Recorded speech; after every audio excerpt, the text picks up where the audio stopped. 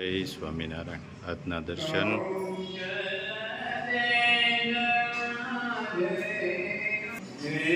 જય ગજાનંદ ગણપતિ મહારાજ, જય Kashtabhanjan Dev. Good morning, જય સ્વામિનારાયણ, જય શ્રી કૃષ્ણ, જય માતાજી, ઓમ નમઃ શિવાય, સત્યમેવ જયતા, સિद्धેશ્वर महादेवની જય. जय स्वामीनारायण। जीवन का वही रिश्ता सच्चा है जो पीठ पीछे भी आपको सम्मान दे। जय स्वामीनारायण। 500 લાખાડો હળદર,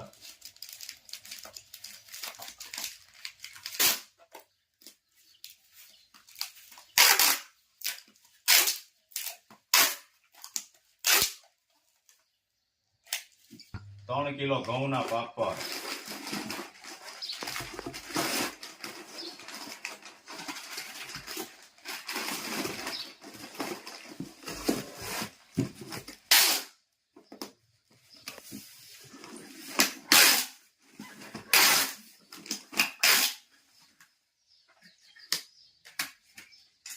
2 કિલો કાશ્મીરી મરચું,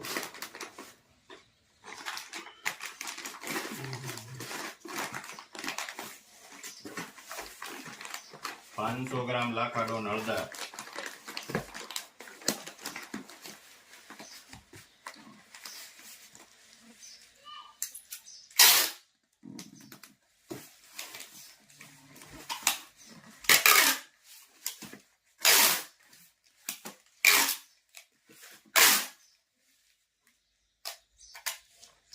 5 કિલો ઘઉંનો લોટ,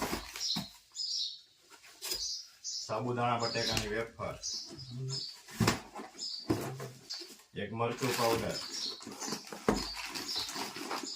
શેંગદાણા, ધાણા જીરું,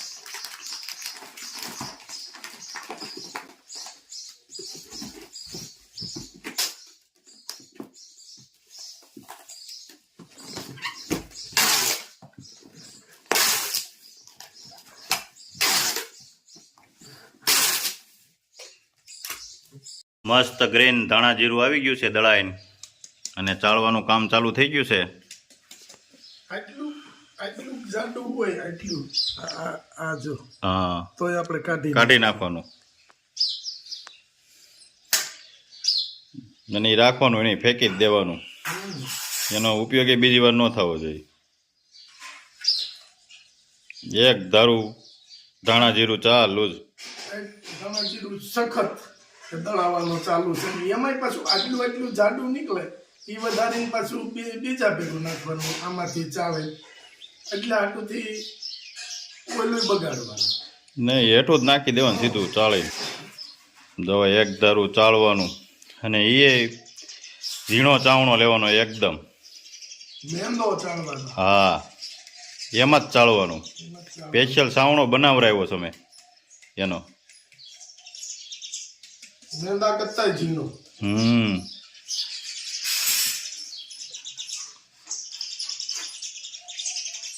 જો એકદમ મુલાયમ, અને મસાલો તો બધોય કે ઝીણો પાવડર હોવો જોઈએ, કારણ કે જે મસાલો કોઈ પણ હોય, આપણે કોઈ પણ શાક બનાવતા હોય કે કોઈ પણ હોય, આપણે તો અહીંયા આ ધાણા જીરું પાવડર ભજીયામાં હોતે નાખે જ્યારે એનો લોટ ઓલો કર્યો હોય, પણ કોઈ પણ મસાલો હોય એ શાકને ભળી જવો જોઈએ, કે આપણે શાકની અંદર નાખી કે કોઈ પણ માં નાખી એટલે એને છોટી જવો જોઈએ, એટલે શાકની અંદર ભળે, પછી એ મસાલો પાકે.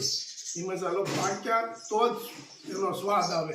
મસાલો જો છૂટો રહેતો હોય તો એ એક જાતનું ગ્રેવી ટાઈપનું સાઈડમાં, આપણે નથી કહેતા કે રસાવાળું શાક, આપણે સૌરાષ્ટ્રની કાઠિયાવાડી ભાષામાં રસાવાળી શાકમાં મસાલો એક બાજુ રહે, પછી આપણે કેમ કે થોડોક જાડો હોય તો મસાલો તળીએ બેહી જાય, તળીએ, અને ઉપર રસો રહે, એટલે એને જ્યારે તમે શાક્યો ત્યારે આમાં હલાવી અને લેવું પડે. ને આ એકદમ ઝીણો મસાલો હોય તો એ શાકની અંદર એકદમથી તત્કાલ ભળી જાય, અને શાકનો આખો સ્વાદ જ, કોઈ પણ વસ્તુ તમે બનાવો આખો સ્વાદ ફરી જાય. પણ જાડો મસાલો હોય તો એનો સ્વાદ આવે નહીં એટલો બધો. એટલે મસાલા તો ગમે ત્યારે કોઈ પણ વ્યક્તિ ઘેરે બનાવતા હોય એને મારે ખાસ કહેવાનું કે મસાલો એકદમ ઝીણો હોવો જોઈએ, એમ કે એકદમ મુલાયમ પાવડર હોવો જોઈએ, એટલા માટે તો આપણે સ્પેશિયલ આ સાવણાની જાળી બનાવી છે કે કોઈ પણને મુલાયમ મસાલો હોય ને એ જ બેસ્ટ બધા માટે. તો જો આપણું આ જીરું અને જીરાની તમે આ ચાવણાની જાળી જોવો ને ત્યાં જ ખબર પડી જાય કે નહીં આ રેડી છે. જો એકદમ ઝીણી. લોટ ચાળવો હોય ને, મેંદાનો લોટ હોય ને હા એ ચડાઈ જાય એમાં. એ ચલાઈ જાય. ઘઉંનો લોટ આપણે ચાળીએ ને એ જે હવા લોટ એની કરતા ઝીણો છે. જય સ્વામિનારાયણ. જય સ્વામિનારાયણ. કઢી ઉકાળવા પડ્યા. કઢી ઉકાળી ને પછી કઢી કરશું, પછી લાપસી કરશું. સારું, તો હમણાં તો લાપસી બનાવશું. હા, અને લાપસી શેકું છું. લાપસી શેકીને કરીને સારી થાય. સર શેકાઈ જાય ને પછી લાપસી બનાવી.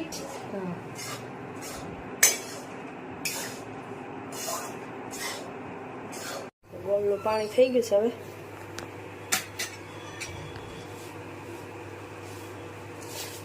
શેકેલો લોટ પાછો એમાં કડાઈમાં નાખો ને ગોળના પાણીમાં. ગોળના પાણીમાં શેકેલો લોટ નાખી દેવાનો.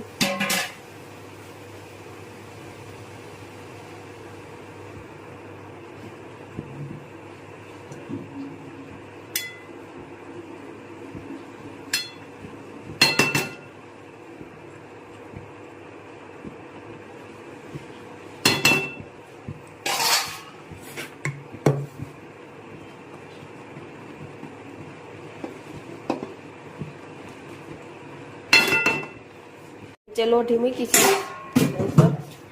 લાપસી બાફવા મૂકી છે એટલે બફાઈ જાય કપડું વીટીને.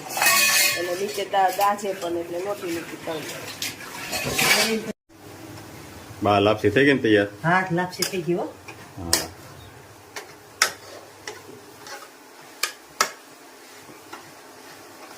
તો સોયડું છે એમને ભાખરીમાં કઢીમાં? કઢીમાં સોળે ને જ ભાવે. હા હા. પ્રિયા કેમ બની લાપસી? એમ એને લાપસી હોય તો કાઈ ન જોઈ. હે લીમડો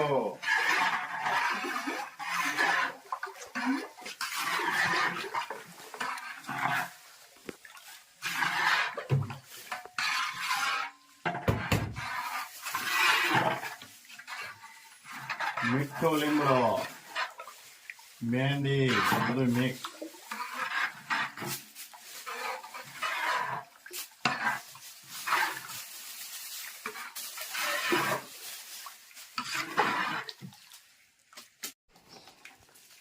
પલાળેલી ઔષધિ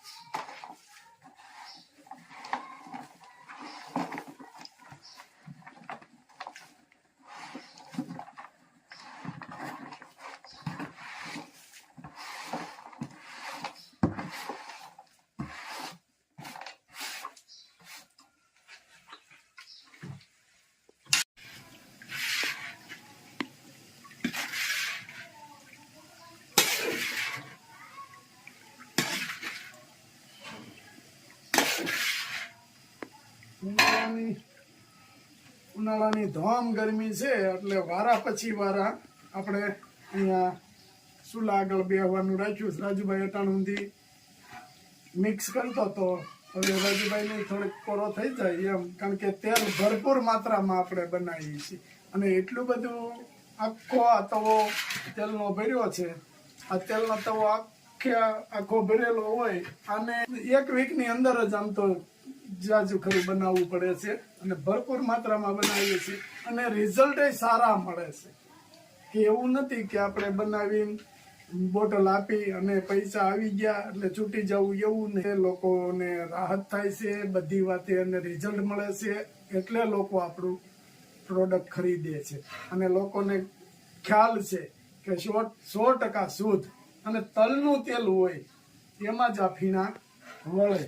બાકી તો આમ તાવીથો ફેરવા કરો તો એમ કાંઈ થાય નહીં. ઓરિજિનલ તલનું તેલ કે જેણે જે દેશી જમાનામાં કે ઘાણી કઢાવી અને ઘેરે ખાધું છે એને ખ્યાલ આવે કે તલનું તેલ શું કહેવાય એમ.